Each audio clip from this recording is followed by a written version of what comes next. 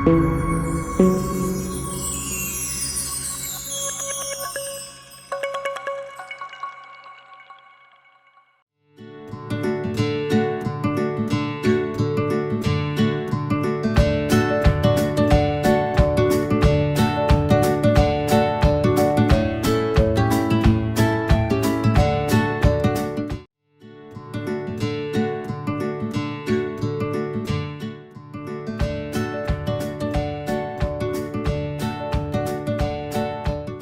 Morning, my self अमन झा और ये the study का यूट्यूब चैनल है। हम एनसीईआरटी कॉन्सेप्ट सीरीज़ में कक्षा 7 के इतिहास के लेक्चर 5 को आज लेने जा रहे हैं। लेक्चर 4 तक हमने चौथे चैप्टर तक देखा था और आज हम हैं वो 5वां चैप्टर देखने जा रहे हैं। तो शुरू करते हैं। देखिए, इसके पहले जो विषय सूची है उस पर थोड़ी नज़र डाल दें तो आपको याद होगा कि पहले चैप्टर में हमने क्या देखा था। दो चीज़ों की बात की थी कि हमारे स्रोत क्या रहेंगे मध्यकालीन भारत के इतिहास को पढ़ने के लिए। हमने बात की थी कि भाई साहित्यिक स्रोत जो हैं वो सबसे ज़्यादा महत्वपूर्ण हैं, लेकिन उनकी कुछ सीमाएं भी हैं, वो आपको याद होगा। और जो कुछ प्रमुख बिंदु हैं, जो कुछ प्रमुख मुद्दे हैं जो बार बार आपको इस मध्यकाल का इतिहास पढ़ते वक्त ध्यान रखनी होंगी, उन बातों को हमने देखा था। फिर हमने पूर्व मध्यकाल के दो महत्वपूर्ण प्रसंग, एक तो आपका त्रिकोणीय संघर्ष हो गया और एक चोल साम्राज्य है, उनके बारे में थोड़ा बहुत पढ़ा था। उसके बाद हमने दिल्ली सुल्तानों के बारे में पढ़ा, में उनकी जो क्या किस क्रम में कौन सा वंश आया था, कुछ क्या महत्वपूर्ण कदम उठाए गए, कैसे फिर जो प्रशासनिक और सैन्य विस्तार हुआ, कैसे उनका पतन हुआ इत्यादि। और लगभग यही चीज़ें हमने देखी मुगल साम्राज्य के क्रम में। ठीक है, आज हम जो हैं 5वें चैप्टर को पढ़ेंगे, शासक और इमारतें। तो उसकी तरफ जाते हैं। देखिए, इस चैप्टर को इसका जो फोकस है वो स्थापत्य का अध्ययन करना इस अध्याय का विषय नहीं है। ठीक है, मतलब ये जो है आर्ट एंड कल्चर का चैप्टर नहीं है। हम यहाँ पे किसी भी, चाहे मंदिर स्थापत्य कला है, मस्जिद स्थापत्य कला है या कोई और स्थापत्य कला है, उसके बारे में पढ़ने नहीं जा रहे। हम यहाँ पर बस ये जानने की कोशिश कर रहे हैं कि शासकों ने इमारतों का निर्माण क्यों करवाया, बस यही जानना है। वो क्या संदेश देना चाहते थे। अगर वो खुद के लिए कुछ बनाते थे तो उसके पीछे क्या मकसद था। लोगों का, अगर आम जनता के देखने के लिए या उनके इस प्रयोग करने के लिए कुछ बनाते थे तो उसके पीछे क्या मकसद था, ये यहाँ पे अब देखेंगे। ठीक है, शुरुआत में इन्होंने कुतुब मीनार का एक छोटा सा उदाहरण दिया है और बताया है कि एक ऐसा वक्त जब ज़्यादातर इमारतें लकड़ियों की बनती थी और पत्थरों की इमारतें, और खास करके इतनी भव्य इमारत बनाना इतना मुश्किल रहा होगा। तो जब आम जनता उसे देखती होगी तो क्या महसूस करती होगी, और उस थीम को पकड़ के कि क्या प्रभाव छोड़ना चाहती हैं ये इमारतें, उस थीम को पकड़ के फिर आगे चलिए एक चैप्टर।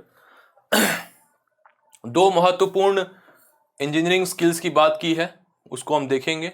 एक जो प्राचीन काल से चली आ रही है और अब तक काफ़ी विकसित हो चुकी है, मंदिर बनाने में ज़्यादातर इस्तेमाल होती है, और दूसरा जो मस्जिद बनाने में शुरू में इस्तेमाल हुई, हालांकि बाद में उसका कई मंदिर बनाने में भी स्थापत्य कला का इस्तेमाल हुआ। हम दोनों को, उनके जो क्या महत्वपूर्ण फीचर्स हैं, उनका नाम क्या है, उसको आगे देखते हैं। फिर बात करते हैं कि मंदिर, मस्जिद और हौजों का निर्माण कराना, सार्वजनिक गतिविधियाँ। तो एक प्रकार की इमारतें ये हो गई जो सार्वजनिक गतिविधियों के लिए हैं।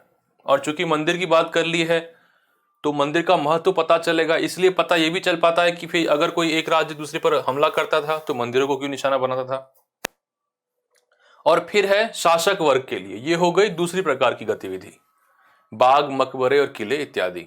और फिर क्षेत्रों के बीच विचारों को साझा करना, ये बताया। आपको याद हो कि हमने पहले चैप्टर में बात की थी कि क्षेत्रों के बीच में और साम्राज्यों के बीच में एक प्रतिस्पर्धा भी होती थी, लेकिन कुछ आदान प्रदान भी होता था। तो उसके बारे में यहां हम देखेंगे कि कैसे स्थापत्य कला के एलिमेंट्स का आदान प्रदान हुआ है। ठीक है, चैप्टर शुरू होता है, यहाँ पे लिखा है कि पहले तो कुतुब मीनार का एक पिक्चर है। आप में से जो लोग दिल्ली में रहते हैं और या दिल्ली में नहीं रहते लेकिन कभी दिल्ली किसी कारण से आएंगे, तो मैं काफ़ी स्ट्रांगली रिकमेंड करूंगा कि आपको एक बार कुतुब मीनार देखने जाना चाहिए। वो एक पूरा आर्कियोलॉजिकल कॉम्प्लेक्स है, वहाँ पे अन्य चीज़ें भी हैं। तो इसके बारे में अगर ब्रीफली बताऊं तो इसको बनाने की शुरुआत की थी कुतुबुद्दीन ऐबक ने। पहला फ्लोर बना पाए, चल बसे। उनके बाद जो अगले सुल्तान आए, या दरअसल दिल्ली सल्तनत के पहले सुल्तान जिन्हें कहा जाना चाहिए इल्तुतमिश, उन्होंने बाकी की इमारत बनाई। और फिर उसके बाद चाहे अलाउद्दीन खिलजी हो, मोहम्मद बिन तुगलक हो, फिरोज शाह तुगलक हो, या कोई लोधी सम्राट हो, सुल्तान हो, सब ने उसका रिपेयर, अगर कहीं कुछ टूट फूट गया है, चाहे बिजली गिरने की वजह से, भूकंप की वजह से, तो उन्होंने उसको मरम्मत करवाई। लेकिन ये थ्रू आउट इस पीरियड में चला है। तो आप देखेंगे कि यहाँ पे जो है, आप ध्यान देंगे तो ये आपको पहली बालकनी है। अब तो खैर लोग इसके अंदर नहीं जा सकते। ये 2 लाइन में इन्होंने जो आर्च बनाए हुए हैं, ठीक है। और फिर यहाँ पे नीचे की तरफ 2 पट्टियां हैं, 2 बैंड हैं, जिनमें अरेबिक भाषा में इन्होंने जो कुरान से या कुछ किसी और ग्रंथ से इन्होंने कुछ चीजें लिखी हुई हैं। तो बुक कहती है कि देखिए ये इमारत जो है, मतलब धीरे धीरे जो इसका बेस है वहां चौड़ी है, और धीरे धीरे इसकी चौड़ाई कम हो रही है। दूसरा, इसकी सतह भी एक समान तो है नहीं, कहीं पे ऐसे एंगल बना हुआ है, तो कहीं पे ऐसे सरफेस कर्व हो रहा है। तो बताया कि इसमें अगर इसके ऊपर अगर आप कुछ गुदवाना चाहते हैं कुछ, तो कितना मुश्किल है, ठीक है। तो क्या कारण है? ये एक ऐसा वक्त जहां ज्यादातर इमारतें, चाहे हवेलियां हो या महल हो, उनमें लकड़ियों का प्रयोग होता है। तो क्या कारण है? एक, आपने पत्थर की चीज बनाई और ज्यादा मुश्किल। दूसरा, उसमें काम और मुश्किल किया कि आपने उसको इतना ऊंचा बनाया, धीरे धीरे जैसे ऊंचाई बढ़ रही है सकरा हो रहा है, और सतह भी एक समान नहीं है। तो कैसे कोई लिखेगा कैसे? अब आप मान लीजिए आपने डिसाइड किया कि इस तरफ से लेके मैं यहां से यहां आऊं, ठीक है। आप कागज पे तो एक गति से लिखते जाते हैं, लगभग समान, आप जो स्पेस छोड़ते हैं 2 लेटर के बीच में वो लगभग एक समान होती है। लेकिन यहां तो वो होगा नहीं, आपको ऐसे जाना है, या अगर कोई यहां से आपको जाना है, फिर ऊपर गए फिर नीचे गए। तो बता रहे हैं कि ये इतना मुश्किल होता होगा, तो शासक वर्ग क्यों ऐसा करता था?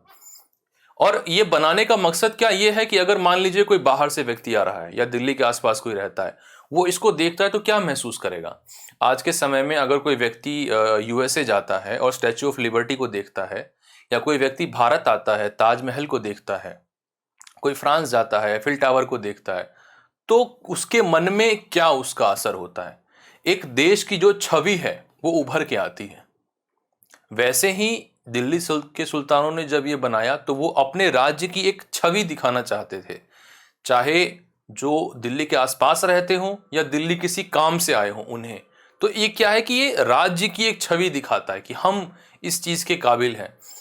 एक समरकंद में तिमूर के एक कायिक शिलालेख है, वहां उन्होंने लिखा है कि अगर तुम हमें चुनौती देना चाहते हो तो हमारी इमारतों को देखो, कि भाई हम, मतलब फौज वौज तो ठीक है, वो तो तुम जुटा लेना बाद में, अलग बात है। रणनीतियां भी ठीक हैं, किसी दिन तुम जीते किसी दिन हम जीते, बट अगर तुम हमारी भव्यता देखो, तुम भले ही एक वक्त आए कि हम खत्म हो जाएं, लेकिन हमारी इमारतें हमारे बाद भी रहेंगी। तो ये है, एक मकसद होता है राज्य का ऐसी भव्य इमारतें बनाने के पीछे, ठीक है। बताया कि मध्यकाल में राजाओं और उनके अधिकारियों ने 2 प्रकार के स्थापत्य का निर्माण कराया। पहला था किले, महल, बगीचे और कब्रें। इस दुनिया में और अगली दुनिया में आराम के लिए सुरक्षित, संरक्षित और भव्य स्थान। देखिए, इस दुनिया में भी और अगली दुनिया में भी। इस दुनिया में महल चाहिए, किले चाहिए, और अगली दुनिया के लिए कब्रें चाहिए। अब एक आधुनिक दिमाग को लगेगा कि अरे अगली दुनिया में क्या होगा, क्या पता। वो तो एक आधुनिक दिमाग सोच सकता है, लेकिन एक जो मध्यकालीन समय के लोग थे या प्राचीन काल के लोग थे, जिन्हें विज्ञान के बारे में, ठीक है, अब मतलब इतनी कम जानकारी, तो उस समाज में अगर जो आपकी आस्था है, सही गलत होना अपनी जगह है, किसी चीज को सही गलत साबित करने के लिए ज्ञान चाहिए, विज्ञान चाहिए, लेकिन अगर आपकी आस्था, आपकी जो मान्यता है, आप उसमें ईमानदारी से मानते हैं, तो वो ज्यादा महत्वपूर्ण है। तो एक आधुनिक काल के पहले के जो समाज थे, वहां जैसे का पिरामिड बनाए गए प्राचीन इजिप्ट में, तो ये बहुत आम था कि राजा अपने मरने के बाद के जीवन के लिए कुछ बनाते थे। चाहे आपको याद हो कि जो कब्रें होती थी, जिनमें हम कहते थे कि भाई इन कब्रों से अगर कोई सामान मिलता है तो बताता है कि क्या है, किसी अमीर आदमी की कब्र थी या किसी गरीब आदमी की कब्र थी। तो मतलब एक मरने के बाद भी एक जीवन है, चाहे वो स्वर्ग में हो, चाहे नर्क में हो, या चाहे दोबारा जन्म लेना पड़े, या तुरंत जन्म ना हो तो कुछ समय रुक के जन्म हो। ऐसी अलग अलग मान्यताएं इंसान जिस धर्म को मानता है उसकी अपना जो तत्व, उसका जो अपना फिलॉसफी है, दर्शन है, उसके आधार पर वो करता था उस चीज। और सुल्तान उसको उसके हिसाब से अपने इमारतें बनवाता था वो। और दूसरी थी मंदिर, मस्जिद, तालाब, कुएं, कारवांसराय और बाजारों सहित सार्वजनिक गतिविधियों के लिए। तो एक है अपने और अपने राज्य के लिए। अब किला जो है वो अपने राज्य के लिए भी है क्योंकि राज्य की सुरक्षा के लिए महत्वपूर्ण है, ठीक है। बगीचा जो है वो अपने घूमने फिरने के लिए है, लेकिन और जो सामंत होंगे, जो अमीर होंगे, जो उमरा वर्ग के लोग होंगे, अभिजात वर्ग के लोग होंगे, वो भी वहां आएंगे, लेकिन आम जनता उसमें नहीं आएगी। आम जनता के लिए क्या है, आप मंदिर मस्जिद बना रहे हैं, आप तालाब खुदवा रहे हैं, ठीक है, इस तरह की चीजें आप करवा रहे हैं, कोई मदरसा बनवा रहा है, कोई स्कूल खुलवा रहा है, ठीक है, मकतब मदरसा बनवा रहे हैं कोई। तो ये क्या है, दो प्रकार के निर्माण कार्य हुए। राजाओं से अपेक्षा की जाती थी कि वह प्रजा की देखभाल करे और जनता के उपयोग के लिए निर्माण कार्य करवाकर शासक अपनी प्रशंसा करवाना चाहते। ठीक है, प्रशंसा हर किसी को पसंद है, ठीक है, ये तो मतलब मानव चरित्र है। लेकिन राजा के लिए ये थोड़ा ज्यादा महत्वपूर्ण हो जाता है, क्योंकि अगर जब तक प्रजा उसे पसंद नहीं करेगी तो उसके सल्तनत का कोई भरोसा नहीं, कभी भी लुट जाए, है ना। तो अब जैसे कि रजिया सुल्तान के बारे में कहते हैं कि वो दिल्ली की जनता में इतनी प्रसिद्ध थी कि उनके खिलाफ षड्यंत्र कर रहे अमीर वर्ग को लगा कि नहीं, इन्हें हम दिल्ली में तो नहीं हरा सकते, दिल्ली में इनकी हत्या नहीं कर सकते, इन्हें किसी बहाने बाहर ले आओ। तो वो एक सैन्य अभियान पे गई, वहां उन्हें घेर लिया गया, बंदी बनाया गया इत्यादि। तो आम जनता, भले ही आप वोट मांगने ना जाएं, जनता ने आपको चुना नहीं है, लेकिन जनता की प्रशंसा, जनता का समर्थन तो चाहिए ही। और इसलिए जनता का समर्थन चाहिए तो अपने आप को योग्य साबित करना होगा, और बी आपको जनता के भले के लिए कुछ तो करना होगा। इसलिए आप देखें कि प्राचीन काल में अशोक से लेकर अब तक मतलब जन सामान्य की सुविधा के लिए कुछ ना कुछ काम करवाया जाता था। हालांकि हवेलियों जैसे घरेलू स्थापत्य के अवशेष केवल 18वीं सदी से बचे हैं, क्योंकि लकड़ी की बनी इमारतें ज्यादा नहीं चल सकती। देखिए, मध्यकाल में भी ज्यादातर चीजें बनती तो लकड़ी से ही होंगी। आप चाहे दिल्ली हो, चाहे अहमदाबाद हो, लखनऊ हो, अगर किसी शहर के ओल्ड सिटी एरिया में जाते हैं तो आप देखेंगे कि लकड़ी की हवेलियां हैं जो कम से कम 100-200 साल तो पुरानी हैं। लेकिन उतना ही, अब कुतुब मीनार तो लगभग 800 साल हो गए बने हुए, इतनी पुरानी लकड़ी की इमारत तो नहीं बचेगी, नो चांस, ठीक है। दीमक लगना, डिकम्पोज होना, 10 तरह की चीजें। तो जैसे हमने पाषाण काल के बारे में बात की थी कि उस काल में भी लोग ज्यादातर लकड़ी की चीजें इस्तेमाल करते होंगे, लेकिन क्या है, वो बची नहीं है। तो हम क्या है कि पाषाण उपकरणों पे निर्भर हैं उस काल के इतिहास को समझने के लिए। कुछ कुछ वैसा ही है कि अगर आप स्थापत्य कला को समझना चाहते हैं मध्यकाल के या प्राचीन भारत के, तो आपको लकड़ी की इमारतों पर निर्भर रहना होगा। हमने बात की थी कि मंदिरों में तो सबसे प्राचीन जो पत्थर और ईंट की मंदिरें हैं गुप्त काल से हैं, लेकिन हो सकता है कि गुप्त काल के पहले भी वो मतलब पहले भी बनी हो लेकिन लकड़ी की हो, ना बची हो, या गुप्त काल की लकड़ी की मंदिरें नहीं बची हो, ठीक है। अभियांत्रिक की कौशल और निर्माण कार्य, यहाँ पे हम दो नए तकनीकों की बात करेंगे। पहला है कि छत, दरवाजे और खिड़कियां दो ऊर्ध्वाधर खंभों के आर पार एक अनुप्रस्थ क्षैतिज रखकर बनाए जाते थे। मतलब सिंपल, दो पिलर हैं वर्टिकल और उसके ऊपर एक बीम रख दिया, ठीक है, स्तंभ है उसके। वास्तुकला की यह शैली अनुप्रस्थ टोडा निर्माण कहलाई जाती है। 7वीं और 10वीं शताब्दी के मध्य वास्तुकार भवनों में और अधिक कमरे, दरवाजे और खिड़कियां बनाने लगे थे, ठीक है। लेकिन यह कार्य तब बहुत कठिन हो जाता है जब हम एक विस्तृत अधिरचना वाले विशाल कक्ष का निर्माण करते हैं। इसके लिए अधिक परिष्कृत कौशल की जरूरत होती है, और इसके लिए दो उदाहरण दिए हैं, इनको हम बाद में देखेंगे। देखिए, ये कह क्या रहे हैं कि मान लीजिए अपना घर बना रहे हैं, सिंपल घर बना रहे हैं, एक जो कमरे हैं ज्यादा बड़े नहीं हैं, तो आप क्या कर रहे हैं, दीवार हो, खिड़की हो या नॉर्मल छत बनानी हो, तो 4 दीवार हैं या 2 दीवार हैं, उसके ऊपर आपने एक यहाँ लिखा हुआ है कि अनुप्रस्थ क्षैतिज, ऊर्ध्वाधर खंभों के ऊपर एक अनुप्रस्थ क्षैतिज रख दिया है। घर बनाते वक्त क्या होता है कि आपने पहले नीचे लकड़ी के पिलर खंभे लगाते हैं, ऊपर वो प्लैंक रखे जाते हैं और फिर उसके ऊपर छत बनाई जाती है कंक्रीट से, ठीक है, और जो भी आपका जो गारा वगैरह मिक्स करके बनाया जाता है। लेकिन अब मान लीजिए एक बहुत ही बड़ा कमरा बना रहे हैं आप, या कोई महल बना रहे हैं और कमरे बहुत बड़े हैं, तो सिंपली ऐसा नहीं है कि आपके दो दीवारें हैं 100 मीटर दूर होगी बस छत डल जाएगी उसके ऊपर, नहीं। अगर इतना दूर होगा तो आपको बीच में खंभों की जरूरत होगी। तो आप एक सामान्य स्ट्रक्चर तो आपको चलेगा कि आप सिंपली एक ऊपर से छत डाल दिया आपने, या चाहे दरवाजों के ऊपर आपने 2 खंभों के ऊपर एक हॉरिजॉन्टल बीम लगा दिया, खिड़की में कर दी। लेकिन अगर आप कमरे बड़े होंगे या आप जो बना रहे हैं, चाहे कोई बहुत ही भव्य मंदिर बना रहे हैं, तो इतने से काम नहीं चलेगा, आपको कुछ उसमें सुधार लाने, कुछ तकनीकी परिवर्तन लाने होंगे। और उसके फिर यहाँ पे उदाहरण वगैरह भी देखे जाते हैं। जैसे कई जगहों पे शिखर वगैरह बनाए गए, विमान बनाए गए इत्यादि। पहले इन उदाहरणों को देखने के पहले हम मंदिर वास्तुकला के विकास को देखते हैं। देखिए, आपको याद हो तो हमने बात की थी कि मौर्योत्तर काल में महायान बुद्धिज्म के आने के साथ जो है बुद्ध की और बोधिसत्व की मूर्ति स्वरूप में पूजा शुरू हुई, और उसी काल में हिंदू देवी देवताओं की भी मूर्तियां बनने लगी। मथुरा स्कूल ऑफ आर्किटेक्चर जो है, गांधार स्कूल ऑफ आर्किटेक्चर है, मथुरा स्कूल ऑफ आर्किटेक्चर है, अमरावती स्कूल ऑफ आर्किटेक्चर है, 3 प्रकार है हमारे यहाँ। तो उसी काल में मूर्ति पूजा जो है वो भक्ति के माध्यम से शुरू हुई, ब्राह्मणवाद में भी, ठीक है।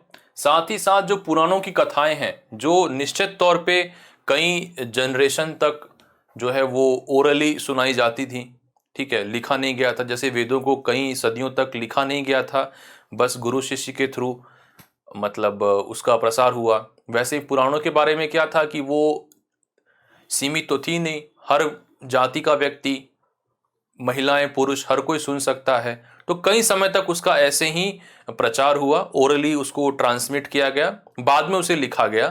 तो माना जाता है क्योंकि गुप्त काल आते आते लगभग सारी जितनी भी महत्वपूर्ण पुराण हैं सारे लिख लिए गए थे। अच्छा, पुराणों में क्या है? देवी देवताओं का गुणगान है, उन्हीं देवी देवताओं का कि जिनकी मूर्तियां बन रही हैं और जिनके मंदिर बन रहे हैं। उन्हीं मंदिरों की दीवारों पर जो अगर कुछ शिल्प कला हो रही है, जैसे कि आपने देखा था कि जातक कथाएं जो हैं वो स्तूप की जो रेलिंग वगैरह होती है उस पे उनको उनकी शिल्प कला, स्थापत्य कला बनाई जाती है, कुछ उनकी मूर्तियां बनाई जाएंगी। क्या है? क्योंकि जातक कथाओं से वो थीम लिया जाता है। सिमिलरली पुराणों से कोई थीम ले लिया और उसको मंदिर की दीवारों पर बना दिया, जैसे शायन का हो गया, या आप देखेंगे कि महाबलीपुरम में जो है 5 पांडव, वो अर्जुन का जो वो है तप है वो ऐसा। तो कई ऐसे उदाहरण हैं कि आप उसको पुराणों से ले लेते हैं। जैसे कि गर्भगृह के बाहर गंगा यमुना जो है उनकी मूर्ति होती है, जो किसी देवी देवता का वाहन है वो गर्भगृह के या तो सामने होगा या थोड़ा दूर मंडप में होगा, या कुछ जगहों पे तो वो गोपुरम के जस्ट पास में होगा। तो ये क्या है कि मूर्ति पूजा, मंदिर निर्माण और पुराणों की कथाएं ये धीरे धीरे साथ आती गई, और जो भक्ति है जो आज के हिंदू धर्म से काफी मिलती जुलती है उसका प्रसार होता गया। तो लोगों का जो रुझान है वो यज्ञों से हटके मूर्ति पूजा और मंदिर की तरफ बढ़ने लगा। अच्छा, कई इतिहासकार ये भी मानते हैं कि हो सकता है कि मंदिर बनने के पहले सिर्फ ऐसे स्थल होते हों जहां पूजा करने लोग आते हों। जैसे कि आज भी आप देखेंगे कि लोग पीपल की पूजा करने आते हैं, बरगद की पूजा करने आते हैं, ठीक है। कोई अगर मान लीजिए किसी नाग देवता की कोई लोग पूजा करने जाते हैं तो वहाँ जरूरी नहीं है कि मंदिर हो। कोई अगर चाहते अगर किसी जंगल के देवता की पूजा करने जाते हो, तो ऐसे अभी भी कई उदाहरण हैं कि लोग, ऐसा माना जाता है कि पहले एक श्राइन की तरह था, ठीक है, आपको पवित्र स्थान कह लीजिए, जहां जरूरी नहीं है मंदिर बना हो, 4 दीवारें, उसके ऊपर छत या शिखर जरूरी नहीं है, बस वो जगह किसी कारण से पवित्र मान ली गई है। किसी संत की वहां मृत्यु हुई हो, या किसी संत ने वहां कभी उपदेश दिया हो, या कोई पेड़ हो बहुत पुराना, कोई भी कारण हो सकता है, किसी देवी देवता से जुड़ा हुआ हो। तो पहले क्या था कि ऐसे जगह बनने लगी, ऐसी जगह निर्धारित होने लगी कि जहां लोग आते थे और व्यक्तिगत स्तर पे पूजा आराधना करते थे, भजन करते थे, पुराणों को सुना जाता था। तो ये सारी चीजें हो सकता है धीरे धीरे एक साथ आई और मंदिर बनने की शुरुआत हुई, कि लगा कि अब चलो मंदिर भी बनाते हैं। तो गुप्त काल के पत्थर और ईंट की मंदिरें सबसे पुरानी हैं, मतलब उससे पुरानी मंदिर हो सकते हैं लेकिन अवेलेबल नहीं है। देवघर, अभी जो बात की थी शेष शायन की, जो इनका शेषनाग का जो इनका विष्णु का जो थीम है पुराणों में कि वो शेषनाग पे बैठे हुए ये आराम कर रहे हैं ऐसा। और कई सारे आपको नर नारी का आपको एक हाफ मेल हाफ फीमेल जो शिव जी का है, ऐसे कई सारे थीम हैं जो पुराणों से लिए गए हैं और कई बार उन्हें मंदिरों की दीवारों पर उसको स्कल्पचर बनाया जाता है उसका। ठीक है, ऐसे कुछ उदाहरण दिए गए हैं कि देवगढ़, एरन, नचना कुठार। देवगढ़ जो है ललितपुर में है, यूपी में है। एरन, अब नचना कुठार, उदयगिरी ये एमपी में है। उदयगिरी में जो है वो गुफा मंदिर है। ठीक है, वो ऐसे स्ट्रक्चरल मंदिर नहीं है। ठीक है, संरचनात्मक मंदिर नहीं है, ये गुफा मंदिर है। कई बार जैसे कि भगवानों का कोई अवतार स्वरूप है, जैसे कि विष्णु का कोई अवतार है, ठीक है, बोर के रूप में, सुअर के रूप में जो अवतार है, उसकी मंदिर में मूर्ति बना दी जाती है, या उनका कोई दीवार पे उन स्कल्पचर बना दिया जाता है। तो ऐसे अलग अलग अवयव हैं भक्ति के, वो एक साथ आए हैं मंदिर स्थापत्य कला में। ठीक है, फिर धीरे धीरे एक के बाद एक एलिमेंट ऐड होते रहे। जरूरी नहीं है कि वो एक क्रम में ऐड हुए हों, लेकिन ये धीरे धीरे जुड़ते रहे। जगती मीन्स जो प्लेटफॉर्म है उसके ऊपर एक थोड़ा ऊंचा प्लेटफॉर्म बना दिया गया है, उसके ऊपर मंदिर आ गया। फिर अगर अब बहुत बड़ी हो रही है, ठीक है, गर्भगृह धीरे धीरे बड़ा हो रहा है, तो क्या है कि अब जो फ्लैट रूफ है उसकी जगह आप बनाने लगेंगे कि शिखर या विमान बनाएंगे। तो शिखर विमान तो खैर वैसे छोटी गर्भगृह पे भी बना सकते हैं, बट शिखर विमान होने से क्या होता है कि आपको जो इमारत है वो काफी दूर से दिखाई देगी। शिखर जो है वो नगाड़ा स्कूल ऑफ आर्किटेक्चर जो है उसमें कहते हैं, विमान जो है वो द्रविड़ स्कूल ऑफ आर्किटेक्चर है उसमें कहते हैं। प्रदक्षिणा पथ है, गर्भगृह के आसपास प्रदक्षिणा पथ होगा, पहले खुला रहता होगा लेकिन बाद में उसे भी छत से उसके ऊपर छत बना दिया गया और बाद में उस पूरी जगह के ऊपर ये आपको शिखर या विमान बना दिए गए। मंडप जो पेविलियन है जहाँ लोग खड़े होते हैं आरती करने के लिए या भजन करने के लिए, वो जगह हो गई जो उसके आपको गर्भगृह के आगे ही होगा। जो वाहन है वो या तो मंडप में रखा होगा या तो गर्भगृह के पास होगा या कुछ मंदिरों में गोपुरम के पास होगा। बाहरी दीवारों, भीतरी दीवारों और दरवाजे इत्यादि पर वास्तुकला और पंचायतन स्टाइल। पंचायतन स्टाइल क्या होता है कि मान लीजिए ये सबसे प्रमुख देवता है उनका मंदिर हो गया और चार जो उनके अधीनस्थ देवता हैं वो या तो सामने होंगे या तो दो ऐसे बगल में हो गए, दो इधर हो गए, या तो इनका ही बीच में होगा। तो अलग अलग तरीके से पंचायतन स्टाइल के बनाए जा सकते हैं मंदिर। ठीक है, ये ऐसे अलग अलग तत्व जो हैं वो जरूरी नहीं है इसी क्रम में जुड़े हों, अलग अलग क्रम में जुड़े हो सकते हैं। दूसरा, कुछ मंदिरों में होता है कि सिर्फ बाहरी दीवारों पर कलाकृति होती है, अंदरूनी दीवार पूरे कोरे होते हैं। कुछ जगहों पे दरवाजों पे होते हैं लेकिन दीवारों पे नहीं होंगे। कुछ जगहों पे क्या होगा कि छोटे छोटे मतलब ऐसे ब्रैकेट बना दिया जाएगा और उसके अंदर मूर्ति रखी होगी। तो ये थोड़ा बहुत जगह जगह के हिसाब से अंतर आएगा। एक दूसरा भी है कि कुछ शुरुआती मंदिर गुफा मंदिर थे, चाहे यहाँ उदयगिरी की बात की, यहाँ कई गुफा मंदिर हैं। बादामी है, वहाँ पे बादामी में कई सारे आपको गुफा मंदिर मिलेंगे। फिर क्या हुआ कि गुफाओं से बाहर निकल के मंदिर बनने शुरू हुए, लेकिन एक ही पत्थर को तराश के बनाया गया। महाबलीपुरम में जो 5 पांडव के मंदिर हैं वो वैसे हैं कि एक ही पत्थर को तराश के बनाए गए हैं। और फिर उसके बाद संरचनात्मक मंदिर आने लगे कि पत्थर का तो इस्तेमाल हो रहा है लेकिन छोटे छोटे पत्थर हैं उनको आपको मोर्टार वगैरह से जोड़ के बनाया जा रहा है। तो जो कंडारिया महादेव हो गए या बृहदेश्वर हो गए जिनकी हम अभी बात कर रहे थे वो उस टाइप के हैं। तो प्रारंभिक मध्ययुगीन काल के भव्य मंदिर, ये समय आते आते जिसे कुछ लोग राजपूत पीरियड भी कहते हैं, राजपूत काल भी कहते हैं, क्योंकि कई राजपूत राजाओं ने काफी भव्य मंदिर बनवाए। जो कंडारिया महादेव है वो भी उसका उदाहरण है। 3 शैलियां उभर कर आई, नगाड़ा, द्रविड़ और विसरा, और इनमें भी क्षेत्रीय विविधता थी। जैसे कि नगाड़ा स्कूल ऑफ आर्किटेक्चर में 4-5 प्रमुख हैं। उड़ीसा स्कूल हो गया, बंगाल में अलग थोड़ा तरीका है, गुजरात में थोड़ा अलग तरीका है, कांगड़ा स्कूल थोड़ा अलग है। आपको जो मध्य भारत में देखते हैं कि आपको खजुराहो, छतरपुर इन क्षेत्रों में थोड़ा सा अलग है। अब हम जो है कंडारिया महादेव जो खजुराहो में इनका उदाहरण देखते हैं। देखिए ये आपका जगती हो गया, जो प्लेटफॉर्म है जमीन से थोड़ा ऊपर है, ये पूरा साथ में है। अब जो सबसे ऊंचा शिखर है वो गर्भगृह के ऊपर ही होगा। ये आप इसे एक यूनिवर्सल रूल मान सकते हैं। शिखर में ऊपर जो ये अमलक होता है और सबसे ऊपर कलश होता है, ठीक है। और उसके अलावा शिखर के अलावा और छोटे छोटे कुछ शिखर बनाए जाते हैं। अगर मंदिर पंचायतन स्टाइल में बनाया गया है और सबसे प्रमुख देवता का मंदिर यहाँ है और फिर 4 कोनों में बनाए गए हैं, तो उनके ऊपर भी एक एक शिखर होंगे, लेकिन जो है वो सबसे प्रमुख शिखर से छोटे ही होंगे। फिर ये जो है अंतरला बोलते हैं इस क्षेत्र को। यहाँ मतलब एक तरीके का ये वेस्टिब्यूल टाइप है, मतलब मंडप और गर्भगृह के बीच की जगह। और ये इतना है, ये मंडप है, लेकिन ये मेन मंडप है। थोड़ा अगर स्ट्रक्चर और बड़ा हुआ तो मुख्य मंडप हो गया, फिर अर्ध मंडप हो गया, और बाद में आप विजयनगर के काल में आप कल्याण मंडप भी देखते हैं, ठीक है। तो ऐसे कई सारे जो फीचर्स हैं वो जुड़ते गए और ये पूर्व मध्यकाल में बनाया गया है और ये इतना भव्य मंदिर धीरे धीरे बनने लगा। अच्छा, ये जो हमने बात की थी,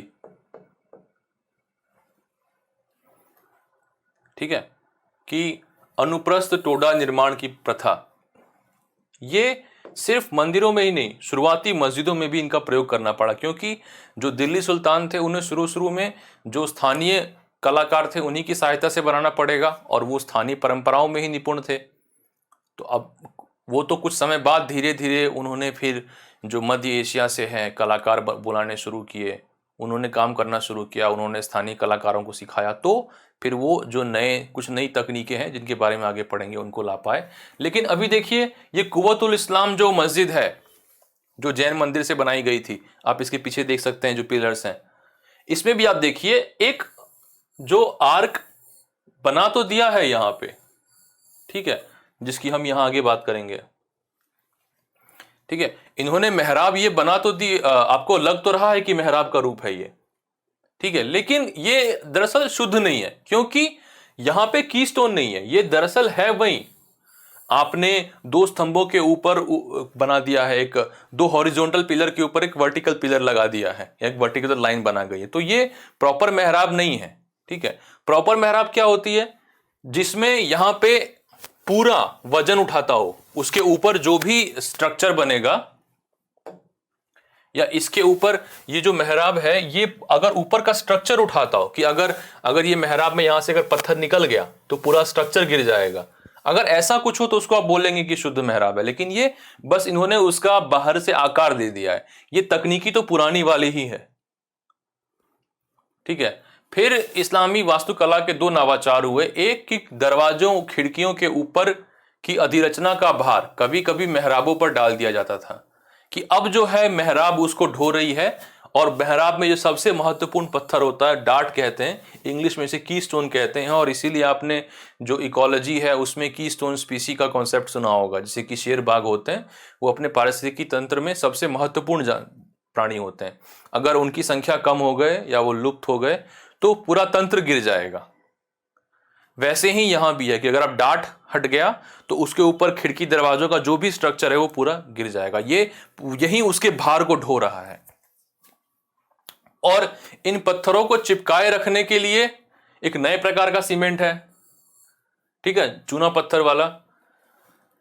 यह उच्च श्रेणी की सीमेंट होती थी, जिसमें पत्थर के टुकड़ों को, छोटे छोटे चिप्स को मिलाने से कंक्रीट बनता था। इसकी वजह से विशाल ढांचों का निर्माण सरलता और तेजी से होने लगा।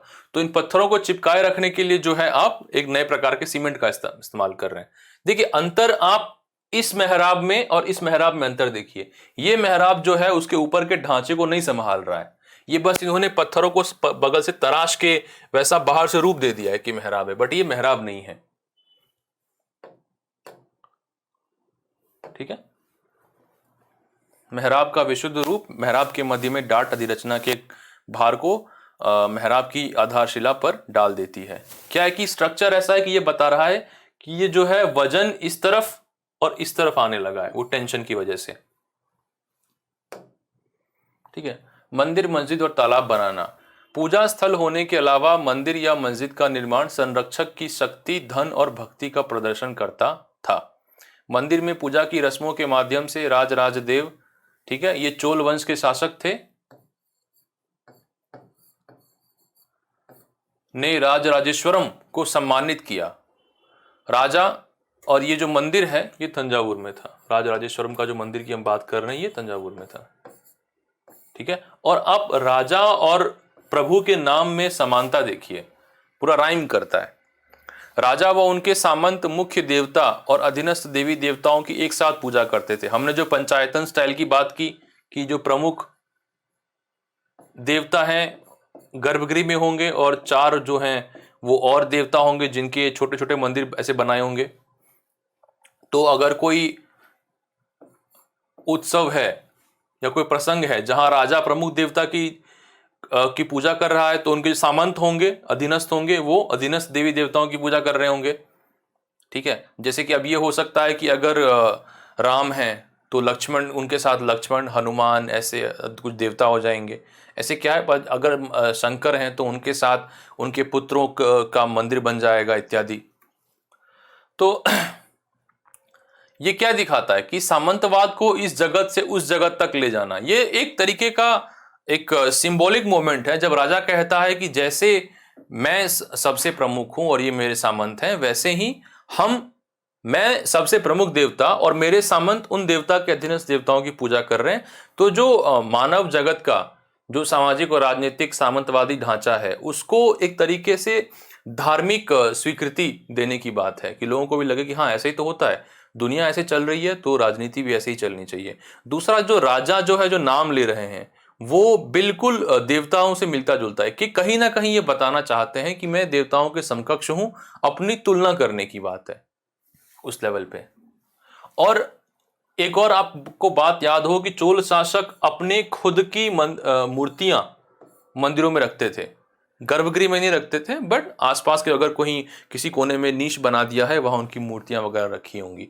और ये परंपरा आज से ही नहीं, कुषाणों के समय से चली आ रही है।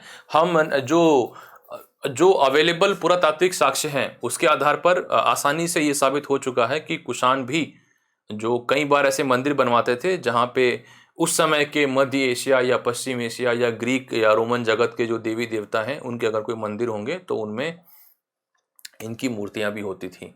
आपको अगर कई जगह पढ़ते होंगे कि जो कुषाण शासक थे कनिष्क, उनकी एक मूर्ति मिली है जिसका सर नहीं मिला है, सिर्फ शरीर मिला है मथुरा के पास से। तो माना जाता है कि ये कहीं ना कहीं इसके आसपास कोई ऐसा स्थल रहा होगा, मंदिर हो या कोई श्राइन हो, जहां कनिष्क राज या कुषाण राजाओं की पूजा होती थी, वहां उनका ये मंदिर भी था। तो ये कोई मध्यकालीन मध्यकाल में शुरू की गई परंपरा नहीं है, ये पुरानी परंपरा है।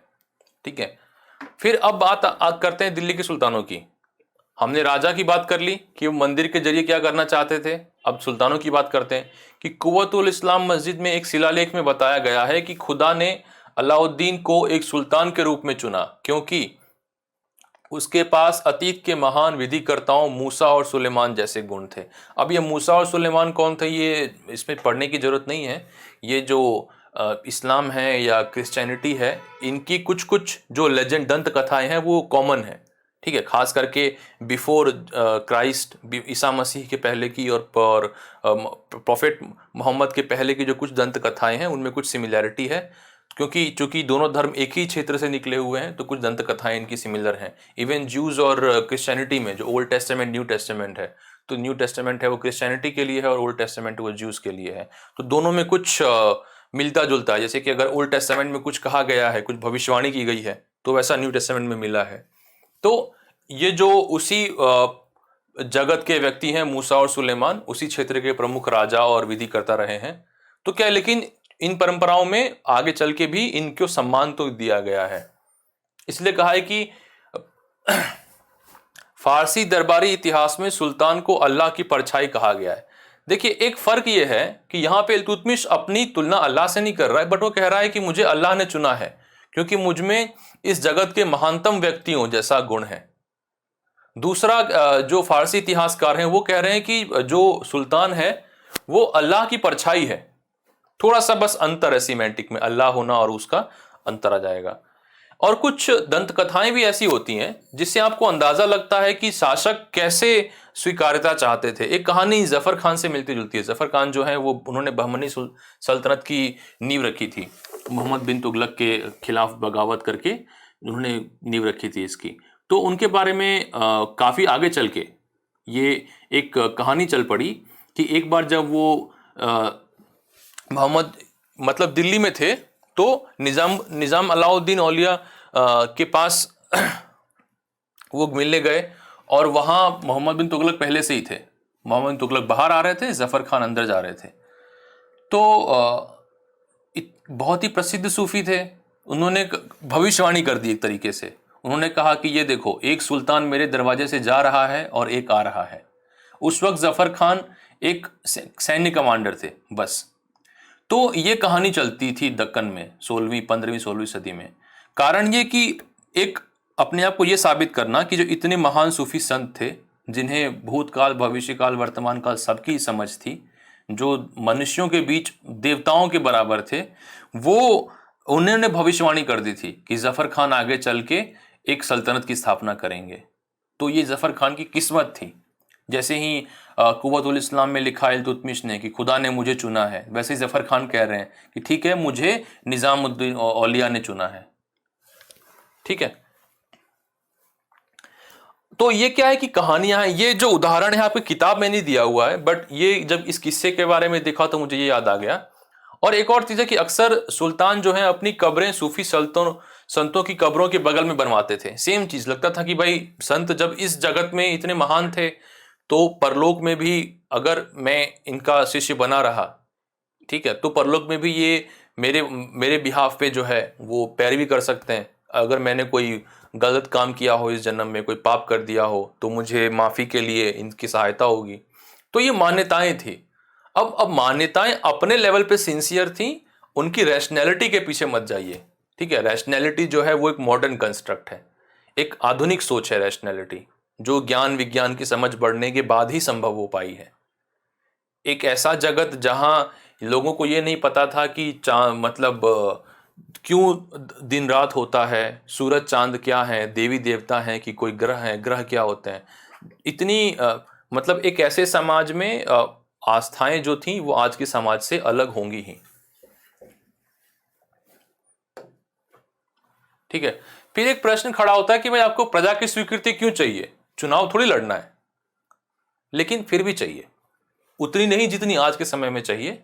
ठीक है, तो आज की तरह वो मतलब क्या है कि मनरेगा नहीं चलाएंगे या पीडीएस फूड सिक्योरिटी नहीं देंगे, लेकिन फिर भी आपको प्रजा की स्वीकृति चाहिए उस, और कम से कम आपकी राजधानी में जो प्रजा रहती है उसकी स्वीकृति तो चाहिए ही। स्वाभाविक है, अगर आपकी जो सेना है, सेना आप भर्ती तो करते हो आम लोगों में से ही, तो अगर आम लोगों में आपकी स्वीकृति नहीं है, आम लोगों में आप फेमस नहीं हो, तो आप सेना में फेमस नहीं होगे। और जो सेना अपने सुल्तान को, अपने बादशाह को या राजा को पसंद नहीं करती, वो उसके लिए लड़ेगी कैसे? तो जनता से तो आपका जुड़ाव अभी भी है ही। इसलिए जब भी एक नया राजवंश सत्ता प्राप्त करता, तो राजा अपने शासन करने के नैतिक अधिकार पर जोर देता था कि देखो मेरा हक है। इसीलिए वो ऐसे मूल मिथक लेके आते थे जनता का समर्थन पाने के लिए कि हम लक्ष्मण के वंशज हैं, या हम सूर्यवंशी हैं, हम चंद्रवंशी हैं, या हमने हिरण्यगर्भ का जो यज्ञ कर लिया है, अब हम क्षत्रिय के तौर पर पैदा हो गए हैं, अब हमें या राज करने का हक है। अब बलबन जो हैं, जो दिल्ली सुल्तान थे, उन्होंने कहा कि एक पर्शिया के, ईरान के एक बहुत ही प्राचीन महान शासक थे अफरासियब, उन्होंने कहा कि मैं तो उनका वंशज हूँ, अफरासियब के खानदान से हूँ मैं।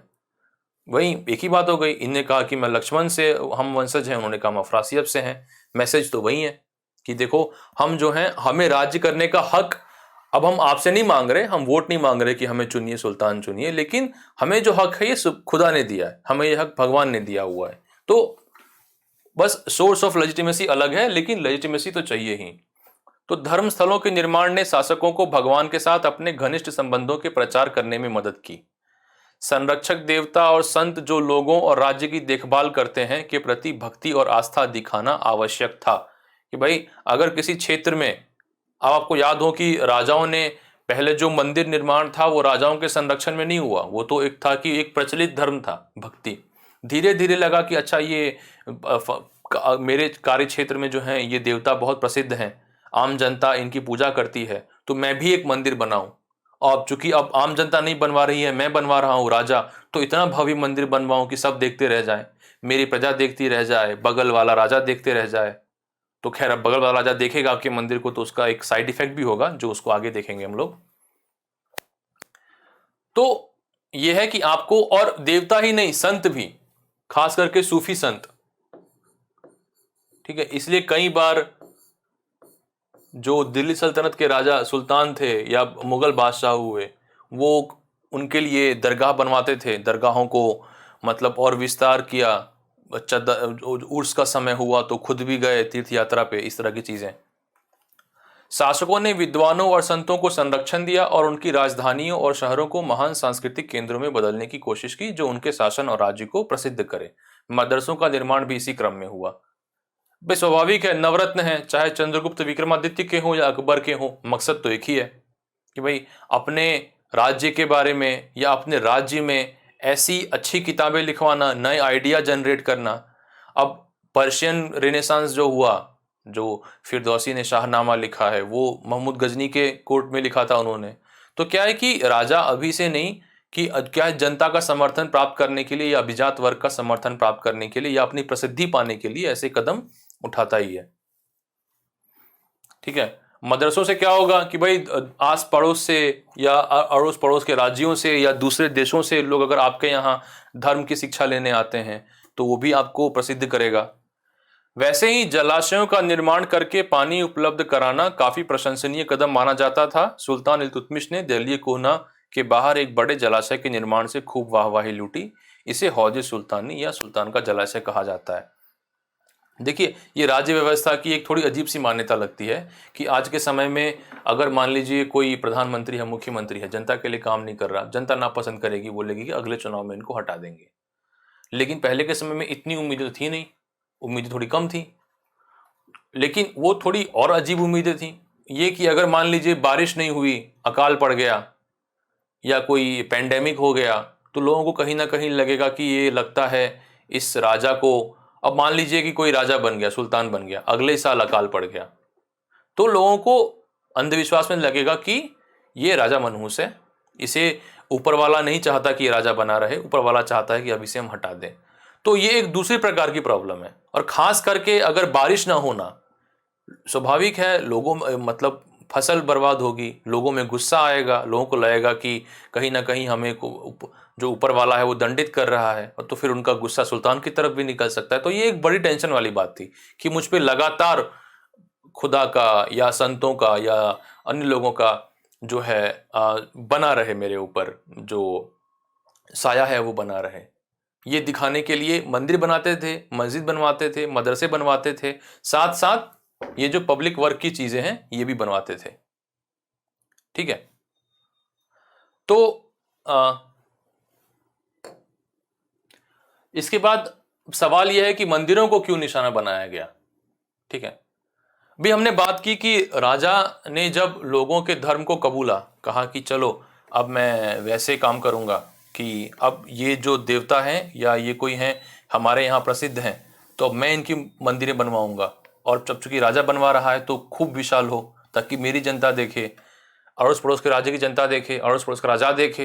तो राजा के देखने का परिणाम यह है कि जब एक राजा दूसरे के राज्य पर हमला करते तो अक्सर इन इमारतों को निशाना बनाते थे। भाई आपने किला तो जीत लिया, ठीक है, अब मान लीजिए एक समस्या यह है कि आप अगले राजा की राजधानी पे हमला कर दिया आपने, वो किले को बंद करके छुप गया किले के पीछे, और किले के अंदर सारा कुछ है, हथियार है, खाने पीने की चीजें हैं, वो 6 महीने तक, साल भर तक सरवाइव कर सकते हैं। तो अब क्या करोगे, कैसे अपना प्रभाव दिखाओगे? एक जो साइकोलॉजिकल वॉरफेयर होता है, मनोवैज्ञानिक युद्ध होता है, कैसे करोगे? तुम ऐसे ऐसे प्रसिद्ध मंदिर ढूंढोगे जो किले के बाहर हो, जहां राजा ने दान पुण्य किया हो, जहां बनवाने में खर्च किया हो, जो मंदिर लोगों में काफी प्रसिद्ध हो, जाके उसे तोड़ोगे। तो क्या है कि उससे एक मनोवैज्ञानिक असर पड़ता है जनता के ऊपर। ठीक है, आज के टाइम में जो प्रोपेगेंडा वीडियोस करते हैं, ठीक है, जैसे कि अभी कुछ दिन पहले चाइना ने एक प्रोपेगेंडा वीडियो रिलीज किया था इंडिया के अगेंस्ट, उस कुछ वैसी ही बात है। और कुछ उदाहरण दिए हैं ये बताने के लिए कि ये काम किसी एक व्यक्ति विशेष या धर्म विशेष तक सीमित नहीं था, ये एक आम प्रथा थी। उदाहरण है कि 9वीं शताब्दी में पांड्य राजा श्रीवल्लभ, ये मदुरई इनकी राजधानी थी, ठीक है, ने श्रीलंकाई राजा सेना प्रथम पर हमला किया। और जो स्थानीय बुद्धिस्ट स्रोत हैं वो बताते हैं कि उन्होंने हमले में कई सोने की बुद्ध की प्रतिमाएं लूटी, महलों में, राजमहल में से या किसी मठ में से। तो जब सेना प्रथम के उत्तराधिकारी सेनापति ने बदले में सेना भेजी, क्योंकि भाई इतना घोर अपमान हुआ कि आप बुद्ध की प्रतिमाएं इतनी सारी लूट के ले गए हो, तो उसका बदला तो लेना पड़ेगा। तो उन्होंने अपनी सेना भेजी और अपने जो उनके जनरल थे उन्हें खास कहा कि उन मूर्तियों को ढूंढना जो ये जो पांडे राजा हैं चुरा के लेके गए। राजेंद्र प्रथम जो राज के पुत्र थे, वही चोल वंश वाले, इन्होंने शिव मंदिर बनवाया गंगाईकोंड चोलपुरम में। ठीक है, वहां ये लिस्ट कंप्लीट नहीं है, हमें मतलब अभिलेखों से पता चलता है, लेकिन कुछ पता चलता है कि उस मंदिर में उन्होंने चालुक्यों से एक सूर्यपीठ, एक गणेश की मूर्ति और दुर्गा की कई मूर्तियां, पूर्वी चालुक्यों की एक नंदी प्रतिमा, उड़ीसा के कलिंग से भैरव और भैरवी की एक छवि, और बंगाल के पाल शासकों से एक काली की मूर्ति ली। आपको याद होगा तो राजेंद्र प्रथम वही व्यक्ति हैं जिन्होंने समुद्रगुप्त के अभियान को उल्टे क्रम में चलाया। समुद्रगुप्त जो है तटीय उड़ीसा और तटीय आंध्र प्रदेश के रास्ते से दक्षिण की तरफ आए थे, ये उल्टा ऊपर की तरफ गए और जाके उन्होंने पाल शासकों और उत्तर भारत के कुछ राजाओं को हराया, और इस क्रम में जो भी राज्य बीच में आते थे उन्हें भी हराया। उनके यहाँ से कोई ना कोई एक टोकन के तौर पे कुछ मूर्तियां ली और उन्होंने गंगाईकोंडा चोलपुरम में एक शहर बनाया, वहां बृहदेश्वर मंदिर बनाया। देखिए बृहदेश्वर मंदिर दो है, तंजावुर में जो इनके पिता राजा प्रथम ने बनाया था उसे भी कई बार बृहदेश्वर कहा जाता है, लेकिन कंफ्यूजन ना हो इसलिए यहाँ पे उन्होंने उन शब्दों का इस्तेमाल नहीं किया है। और दूसरा बृहदेश्वर है गंगाईकोंडा चोलपुरम में जो राजेंद्र प्रथम ने बनाया, वो भी। एक एडिशनल पॉइंट क्या है कि ये गंगा अपने साथ कई बड़ी बड़ी जार में, ये पॉट्स में गंगा का पानी लेकर आए, और गंगाईकोंडा चोलपुरम में जो शिव मंदिर बनाया है बृहदेश्वर का, उसके सामने ही एक तालाब खुदवाया और उसमें वो पानी डाला गया। तो ये दिखाते हैं कि भाई ये जो प्रक्रिया है ये चली आ रही है। और फिर उन्होंने अंत में ये सुल्तान महमूद का उदाहरण दिया है, कहा है कि ये एक महत्वपूर्ण शासक नहीं था, लेकिन मंदिरों को नष्ट करके विशेष रूप से सोमनाथ को उसने इतिहास के इस्लाम के एक महान नायक के रूप में श्रेय जीतने की कोशिश की। दरअसल ये भी देखा गया है कि देखिए महमूद के समय में उसके कई प्रतिस्पर्धी थे। ठीक है, सेल्जुक तुर्क हो गए, ख्वारिज्मी राज्य हो गया, या मध्य एशिया के ऐसे तुर्क जो अभी जिन्होंने इस्लाम स्वीकार नहीं किया था, और इन सब से बराबर संघर्ष चलता रहता था। तो इतने महत्वपूर्ण शासक नहीं थे ये खुद एक जिन्हें सम्मानित शासक सल्तनत कहा जाता है, उनसे टूट के उन्होंने अपनी गजनवी सल्तनत बनाई थी।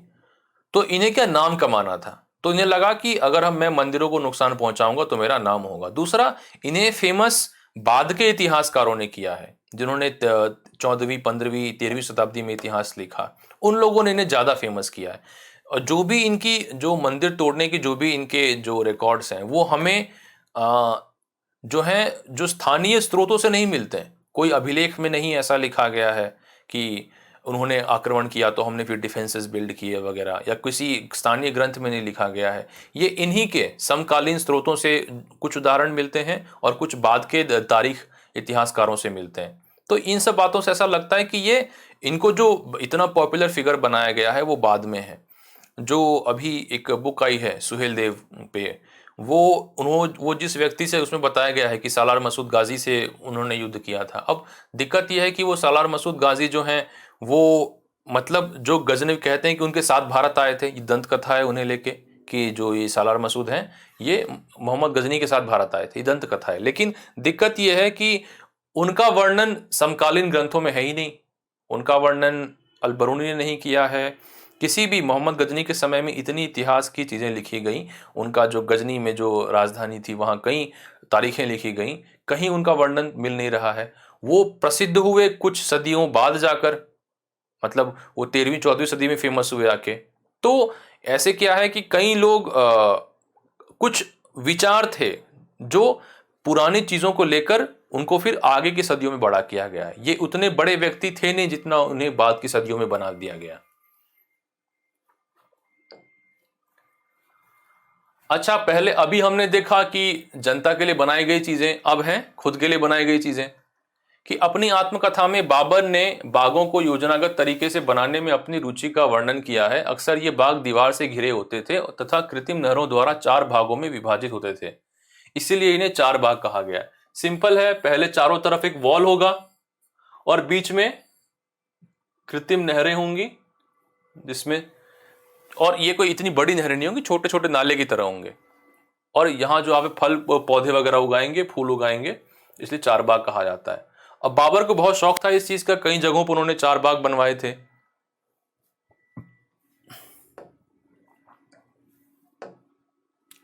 दो 2015 के मेंस में क्वेश्चन था, तुजुक बाबरी जो बाबर की आत्मकथा है, बाबर ने खुद ही लिखी है, कैसे प्रमाणित करता है कि बाबर एक सुसंस्कृत व्यक्ति था। यहां हमें एक उदाहरण मिल गया कि बाबर कहते हैं कि भाई मुझे 4 बाग बनाने में रुचि है। अब आपको बाग बनाने में रुचि है तो स्वाभाविक है आपको पौधों का, फूलों का ज्ञान होगा। दूसरा उदाहरण हमें पहले चैप्टर में मिला था, जहां हमने कहा था कि जब बाबर भारत की प्रकृति का, भारत की आबो हवा का, भारत के फल फूल पौधों जानवरों का वर्णन करते हैं, तो जब वो हिंदुस्तान शब्द का उस वर्णन के क्रम में प्रयोग करते हैं तो उनका मतलब पूरे भारत से है। तो आपको 7वीं कक्षा की एनसीईआरटी से ही 2 किताब मिल, 2 उदाहरण मिल गए इस सवाल का जवाब देने के लिए। चलिए, आपने, स्वाभाविक है कि हर कोई सारी रेफरेंस बुक तो पढ़ नहीं सकता, कोई सीमा नहीं है उसकी, लेकिन अगर आप एनसीईआरटी भी ठीक से पढ़ें, और ये अगर मान लीजिए 10 मार्क का क्वेश्चन है, अभी मुझे एग्जैक्टली ध्यान नहीं कितने मार्क का क्वेश्चन था, तो आप कम से कम 2 उदाहरण देके कम से कम एवरेज मार्क्स तो ले ही सकते हैं। कि ये कहें कि इन्हें सिर्फ अपनी जीत में नहीं मतलब था कि बस यही कि मैं ये किला इस दिन जीता, मैंने ये किला उस दिन जीता, कि मैं गिटार अच्छा बजाता हूँ, मैं 5 लैंग्वेजेस में गाने गा सकता हूँ, ऐसा कुछ नहीं। ये तो लिखा ही होगा ऑब्वियसली, बट वो बाकी चीजों में भी रुचि दिखाते हैं और उस बारे में लिखते हैं। तो ऐसे क्या है कि आप ठीक से अगर एनसीईआरटीज भी पढ़ेंगे तो मेंस के क्वेश्चन कभी कभार आप एड्रेस कर सकते हैं। ठीक है, फिर लिखा है, अकबर के साथ शुरुआत करते हुए जहांगीर और शाहजहां द्वारा कश्मीर, आगरा, दिल्ली में सबसे खूबसूरत 4 बागों का निर्माण हुआ। जैसे कि कश्मीर में शालीमार बाग बनाया है, उसका जो स्कीमेटिक है वो किताब में दिया हुआ है कि एक वो सीढ़ीदार तरीके से बनाया गया है उसको। आगरा में जो है ताजमहल, और ऐसे कई उदाहरण हैं जो 4 बाग प्रणाली में बनाए गए हैं। और दिल्ली में है हुमायूं के मकबरा, वो तो है ही, उसका हम आगे उदाहरण देखेंगे। कि अकबर के शासनकाल में कई तरह के महत्वपूर्ण वास्तुकलात्मक नवाचार हुए। इनकी प्रेरणा अकबर के वास्तुशिल्पियों ने उसके मध्य एशियाई पूर्वज तैमूर के मकबरों से ली। ठीक है, तैमूर देखिए मध्यकाल में बहुत फेमस थे, सिर्फ भारत में ही नहीं, या भारत के मुगलों या स्थानीय सल्तनतों में ही नहीं, मध्य एशिया में, पश्चिम एशिया में भी बहुत फेमस थे। उनके जो कारनामे थे उनकी वजह से। हुमायूं के मकबरे में सबसे पहले बार दिखने वाला केंद्रीय गुंबद, जिसे डबल डोम भी कहा जाता है, ठीक है, और ऊंचा मेहराब द्वार प्रवेश द्वार, मेहराबदार प्रवेश द्वार, जिसे पिस्तक कहा जाता है, कि महत्वपूर्ण रूप बन गए। यह मकबरा एक विशाल 4 बाग के मध्य स्थित था। इसका निर्माण 8 स्वर्गों अथवा हस्तभिष्ट की परंपरा में हुआ था, जिसमें एक केंद्रीय कक्ष 8 कमरों से घिरा होता है। कुछ चीजें बताई हैं। पहला कि ये जो डोम है एक्चुअली ये सिंगल नहीं, डबल डोम है। ये सबसे पहला एक बढ़िया एग्जाम्पल है डबल डोम का इंडिया में। हालांकि लोधी वंश के समय से ही जो डबल डोम है उसमें प्रयोग तो होने लगे थे, लेकिन जो हुमायूं का और कुछ उदाहरण भी हैं उसके, लेकिन जो हुमायूं का मकबरा है वो एकदम बढ़िया तरीके से, एक उसका जो प्रोपोर्शन है, जो आयाम है, वो भी सब बढ़िया है, वैसे बनाया गया है। दूसरा जो डोम का आप देखिए, ये गला जो बना है या कैसे वो बढ़िया तरीके से ऐसे कर्व बन रहा है, ये गुंबद की भी एक विकास हुई है। मतलब अलाई दरवाजा से लेके अब तक इसका एक अलग अलग चरणों में विकास हुआ है। वो हालांकि इस चैप्टर के स्कोप से बाहर चला जाएगा, क्योंकि आपको याद हो तो हम यहाँ वास्तुकला नहीं पढ़ रहे हैं, स्थापत्य कला नहीं पढ़ रहे हैं, इसके जरिए जो राजा या सुल्तान संदेश देते थे उसको पढ़ रहे हैं यहाँ पे। दूसरा, यहाँ पे आप ये गेटवे देखिए, ठीक है, आपने मेहराब भी बनाई और ये कितना ऊंचा है। इसी तरीके से क्या किया है, और यहाँ नीचे जो आर्च, इतने सारे एक फ्रेम बनाया हुआ है मेहराबों का, ठीक है। यहाँ पे हमने क्या कहा था कि ऊंचा मेहराब पर वाला प्रवेश द्वार। ऐसे ही जो जहांगीर का मकबरा है वो भी उसको बनाया गया है कि यहाँ बीच में ऐसे पिस्ताक होगा और ऐसे फ्रेम उसके चारों तरफ होंगे। यहाँ पे बीच में पिस्ताक होगा और ऐसे, और चारों तरफ उसके फ्रेम होंगे। तो ये परंपरा आगे चल के चली है। कुछ और चीजें हैं, जैसे कि यहाँ जो मीनार यहाँ पे तो खैर मीनार यहाँ बनाई गई है। इन सब जगहों में धीरे धीरे करके क्या हुआ कि मीनारों को साइड में चारों कोनों में बनाया जाने लगा। और ये है हस्त विहिस्त परंपरा, मीन्स यहाँ जो है डोम के नीचे वहाँ जो मकबरा है आपको, लेकिन चारों तरफ उसके कमरे बनाए हुए हैं। और सिर्फ हुमायूं ही नहीं, मुगल वंश के कई सारे राजकुमार और या महत्वपूर्ण मंत्री हैं, उन्हें इस परिसर में दफनाया गया है। कहा जाता है कि यहीं कहीं इसके अंदर ही कहीं दारा शिकोह को भी दफनाया गया है। मतलब दारा शिकोह को जब गिरफ्तार किया गया तो उन्हें दिल्ली लाया गया, उनका सर काट के वो औरंगजेब को भेज दिया गया, लेकिन उनका जो बॉडी है वो यहीं पे दफनाया गया था।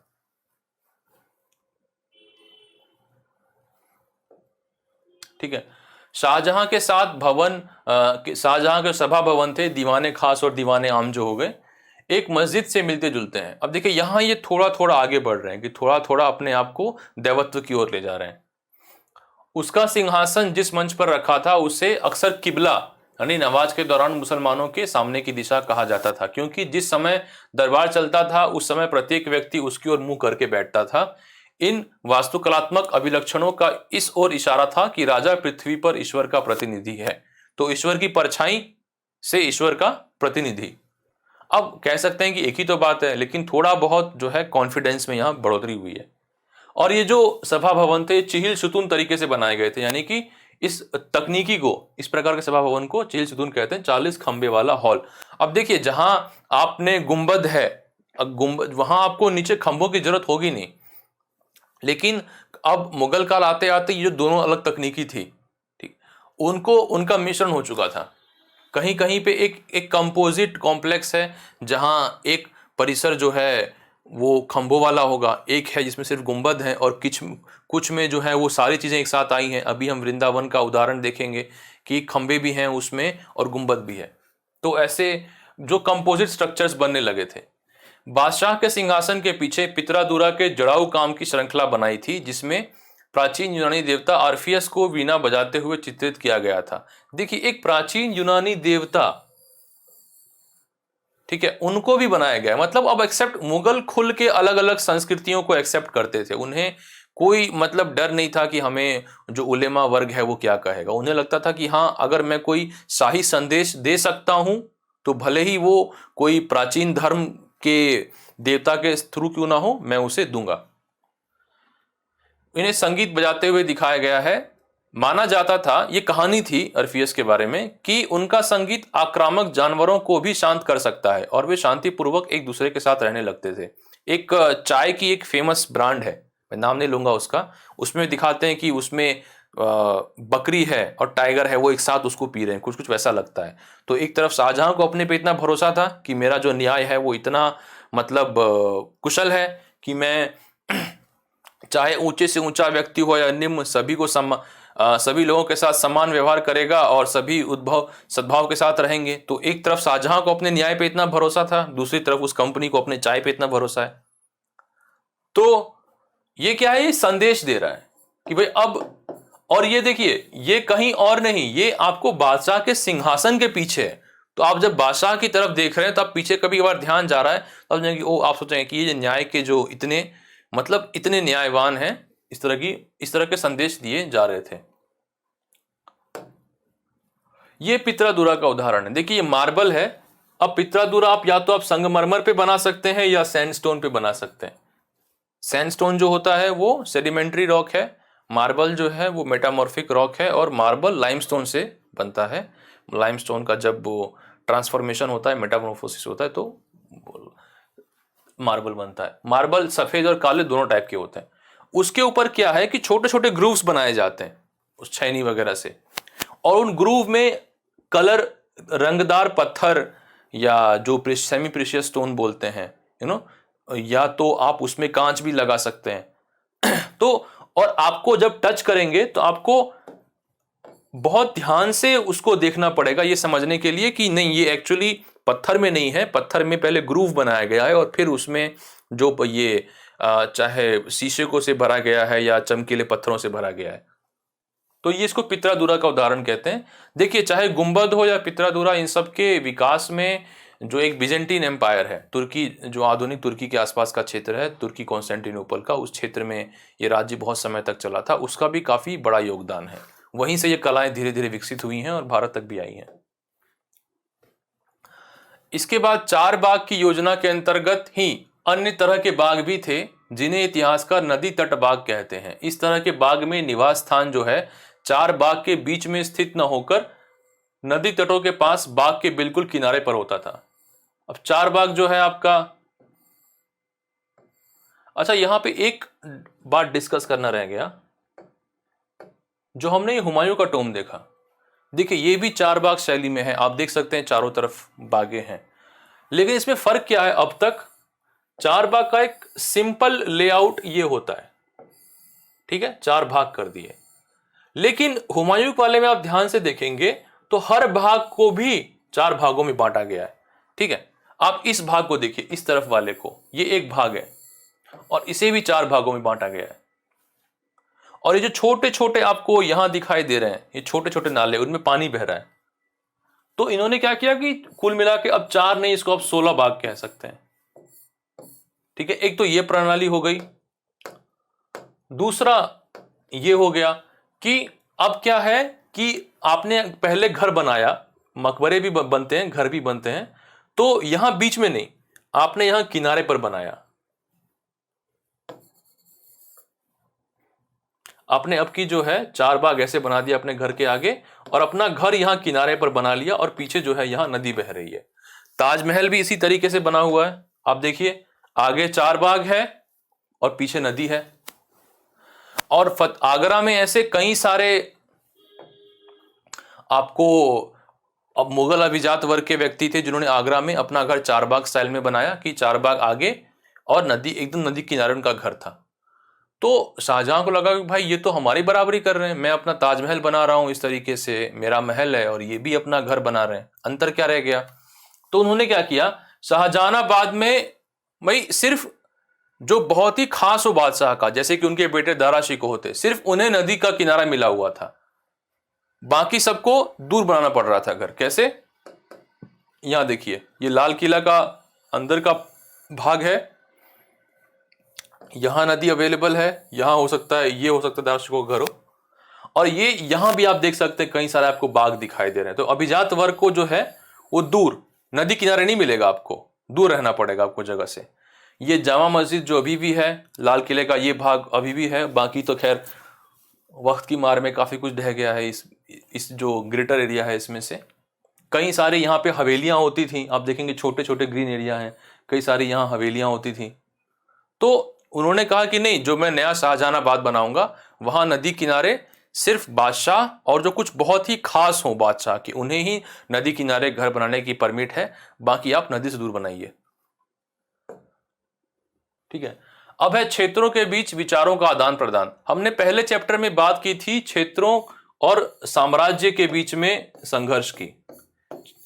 संघर्ष किस प्रकार का, देखिए हमने ये बात की थी कि पूर्व मध्यकाल की शुरुआत होते होते जो क्षेत्रीय पहचान थी, क्षेत्रीय सांस्कृतिक पहचान थी, एक अलग भाषा, एक अलग पहनाव, एक अलग जो एक्सेंट आता है किसी के बोलने में, ये सब चीजें थोड़ा अलग बन चुकी थी। अब आप आधुनिक भारत में देखें तो फेडरल स्ट्रक्चर है, और जो राज्य हैं वो भाषाई आधार पे बने हैं, सारे नहीं बट कई। जो लिंग्विस्टिक रीऑर्गेनाइजेशन था 1956 का, उसके आधार पे जो कई राज्य बने। तो क्या होता है कि कई बार वैसे ही, कहने का मतलब ये है कि एक सांस्कृतिक पहचान जो है वो राजनीतिक महत्वाकांक्षा को जन्म देती है, चाहे महागुजरात मूवमेंट रहा हो या आपका पंजाबी सूबा मूवमेंट रहा हो, ऐसे कई सारे, या आपको एक आंध्र प्रदेश के लिए एक मूवमेंट रहा हो, वैसे ही मध्यकाल में भी एक क्षेत्रीय पहचान होगी, वो कोशिश होगी कि हम क्षेत्रीय स्तर पे राज्य बनाएं। लेकिन जो साम्राज्य है वो क्या कोशिश करेगा कि नहीं, मतलब इनको कम से कम पूर्ण तरीके से समाप्त ना करके कम से कम अधीनस्थ तो बनाया ही जाए। तो एक लगातार इनके बीच में संघर्ष थी। आज के समय में हम कहते हैं कि भाई ये तो फेडरल स्ट्रक्चर जो है संघात्मक व्यवस्था है, अगर कोई केंद्र सरकार ऐसा कदम उठाती है जो संघात्मक व्यवस्था के लिए खराब है तो राज्य बराबर विद्रोह करते हैं उसका। तो तो ये तो एक देश की बात के अंदर की बात है। पहले के समय में जब सारे राज्य सार्वभौम थे तो क्या होगा, बराबर संघर्ष होगा। मुगल कोशिश करेंगे, या जब मोहम्मद बिन तुगलक ने कोशिश की कि संपूर्ण दक्षिण को जीत लिया जाए, एकदम से प्रतिक्रिया हुई और पूरा दक्षिण एक बार में उनके हाथ से निकल गया। लगातार मुगलों को अफगानिस्तान के यूसुफजाई हो गए, अफरीदी हो गए, रोशनिया हो गए, ऐसे अलग अलग कबीलों पे काबू करने में दिक्कत आती थी। ठीक है, राजपूत क्षेत्र की अपनी पहचान थी, गुजरात क्षेत्र की अपनी पहचान थी। तो क्या है कि ये संघर्ष होता था। ये तो हो गई राजनीतिक प्रतिस्पर्धा। इसके अलावा कुछ आदान प्रदान भी होता था। ट्रेड, व्यापार तो स्वाभाविक है। कुछ विचारों का भी आदान प्रदान होगा, जैसे कि जो कहते हैं कि दक्कनी उर्दू है वो उत्तर भारत की तरफ आई। सूफी संत है, कई सूफी संत के सिलसिले होते थे कि अब मान लीजिए कोई सूफी सिलसिला है तो पीर है, उसने अपने मुरीद को कहा कि अब जाओ तुम उस क्षेत्र में जाओ और धर्म प्रचार करो। तो आदान प्रदान भी होता था। और ऐसे ही एक प्रकार का आदान प्रदान था स्थापत्य कला के अवयवों का आदान प्रदान। और उसके हम कुछ यहाँ पे उदाहरण देखेंगे कि एक साम्राज्य के भीतर वास्तुकला शैलियों और रूपों का परस्पर जो है वो एक्सचेंज होता था। हम्पी में और कुछ उदाहरण दिए गए हैं इसके, जैसे कि हम्पी में स्थित गजशाला, आप यहां पर देखिए। ठीक है, पहले यहां पे देख लेते हैं कि उन्होंने कैसे आसपास के क्षेत्रों से उन्होंने कुछ अवयव जीते। जैसे कि हम्पी की गजशाला है, एलिफेंट स्टेबल यहाँ रखे जाते थे। इन्होंने बहमनियों से कुछ सीखा। वृंदावन में गोविंद देव का मंदिर है, आप देखेंगे यहाँ पे गुंबद है। मुगलों को बंगला गुंबद पसंद आया कि एक्चुअली झोपड़ी की जो छत होती है वैसे ही कुछ एक उस प्रकार का गुंबद बनाया गया था। पहले मंदिरों पे होता था, फिर स्थानीय मस्जिदों पे दिखा, और फिर मुगलों को पसंद आया कि उन्होंने उसे फतेहपुर सीकरी की जो संस्कृत की जो इमारतें थी उसमें भी इस्तेमाल किया। और अगर फतेहपुर सीकरी में अन्य कई इमारतें थी जो गुजरात और मालवा शैली पर बनी थी, और उनके अब उदाहरण देख लेते हैं अब एक एक करके। ये है एलिफेंट स्टेबल, ठीक है, विजयनगर में है। सॉरी, विजयनगर तो थोड़ा लंबा नाम हो जाएगा, अब हम्पी समझ लीजिए, विजयनगर की राजधानी थी। यहां पे हाथियों को रखा जाता था। अब देखिए, आपने फ्रेम बनाया हुआ है जिसमें आपने मेहराब बनाई, फ्रेम है मेहराब की। कुछ कुछ आपको हुमायूं के एक मकबरे जैसा लगेगा। क्या था कि इनके बगल में बहमनी, उत्तर में इनके बहमनी सुल्तनत थी। जैसे ये दिल्ली सल्तनत से बगावत करके राज्य बने, वैसे ही वो भी दिल्ली सल्तनत से बगावत करके राज्य बने थे। आस पड़ोस से एक दूसरे से खूब सीख रहे हैं। अब आप देखिए, यहां गुंबद है, गुंबद के ऊपर कलश है, और बगल में एक शिखर जैसा बनाया हुआ है कुछ। ठीक है, और लगातार ऐसा है, गुंबद शिखर, गुंबद शिखर। तो क्या है कि आदान प्रदान तो हो ही रहा है। दूसरा, ये गोविंद राय मंदिर है वृंदावन का, 1590 के आसपास बनाया गया था। एक तरफ तो पिलर है आपके, देखिए ये पिलर्स बनाए हुए हैं, कैसे ये ऑर्नामेंट, कैसे शिल्पकारी वगैरह की, स्थापत्य कला का। यहाँ पे जैसे कि कोने में, यहाँ पे अब मंदिर तो नहीं है, कुछ मूर्तियां तो नहीं है, लेकिन यहाँ पे ऐसे जगहों पर मूर्तियां होंगी। अब बनाया इन्हें मेहराब की तरह है, दिखने में मेहराब की तरह लग रहा है, लेकिन यहाँ पे मूर्तियां रखी होंगी, ये भी मेहराब की तरफ लग रहा है। और आप ऊपर देखिए, यहाँ पे पूरा तो नहीं विजिबल हो पाएगा, लेकिन इतना स्पेस बनता था जिसके ऊपर गुंबद रखा जाए। ये सारे आप आर्च देखिए चारों तीनों तरफ के। तो इसमें क्या है कि दोनों प्रकार की स्थापत्य कलाओं को मिक्स किया गया है। फिर ये जो बांग्ला गुंबद है, लगता है किसी झोपड़ी का छत हो। त्रिशूल देखिए, तो क्या है कि पहले मंदिरों में था, मंदिरों से स्थानीय मस्जिदों में उसको अप्रोप्रिएट किया गया, और फिर साम्राज्य के बाकी हिस्सों में भी ले गए। सिमिलरली फतेहपुर सीकरी में ये है, जो आपको जोधाबाई का महल है, उसमें छत के विस्तार को संभालते अलंकृत स्तंभ और टेक, ये जो है ये क्या है, ऊपर के छज्जे को संभाल रहा है। और ये गुजरात क्षेत्र की वास्तुकला की परंपराओं से प्रभावित दिख रहा है। तो क्या है कि सांस्कृतिक आदान प्रदान अलग अलग क्षेत्रों के बीच में तो लगातार हुआ ही है। इसके और भी कुछ किस्से हैं। अभी शुरू में बताया था कि जैसे तैमूर का एक शिलालेख है समरकंद में, कहते हैं कि आप हमारी शक्ति को चुनौती देते हैं तो हमारी इमारतों को देखिए। और कुल मिला के ये उदाहरण इस किताब में नहीं दिए हुए हैं, इस चैप्टर में। ये चैप्टर पढ़ते वक्त मुझे था ध्यान आया कि ऐसे कुछ अन्य उदाहरण भी हैं। तो ये एक तरीके से मैसेज है कि आप हमें अगर चुनौती देते हैं तो हमारी इमारतों को देखिए। तो ये इमारतों के द्वारा शासक एक संदेश देना चाहते हैं। वैसे ही महमूद शाह खलजी, इन्होंने मंडू में मालवा सल्तनत की स्थापना की थी। इनका अलाउद्दीन खलजी से रिलेशन नहीं है कोई, अलग है ये। उन्होंने तिमुरिद शैली में एक एकीकृत परिसर बनाया जहां जमा मस्जिद भी है, मकबरा भी है, मदरसा भी है। ये मकबरा एक व्यक्ति का अलग है और फिर एक जगह है जहां पे एक साझा परिसर है जहां एक आपको मदरसा भी है और अलग अलग सुल्तानों का मकबरा भी मिलके बनाया गया है। तो ये क्या एक ही जगह पे एक आपको मिश्रित परिसर है।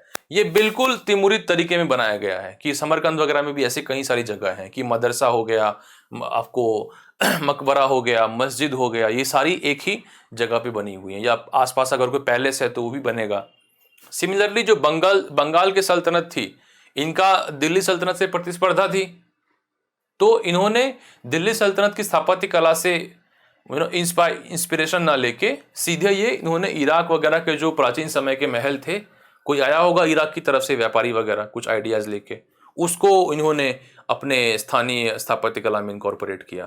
तो ओवरऑल देखिए इस चैप्टर का मैसेज यही है कि राजा चाहे अपने व्यक्तिगत इस्तेमाल के लिए कुछ इमारतें बनवाएं, चाहे अभिजात वर्ग के लिए बनवाएं, या कोई जनता को किसी अन्य राज्य को संदेश देना चाहते हो, वो स्थापत्य कला एक बहुत ही उसका महत्वपूर्ण माध्यम है संदेश देने के लिए कि आप अगर हमें चुनौती देते हैं तो हमारी इमारतों को देखें।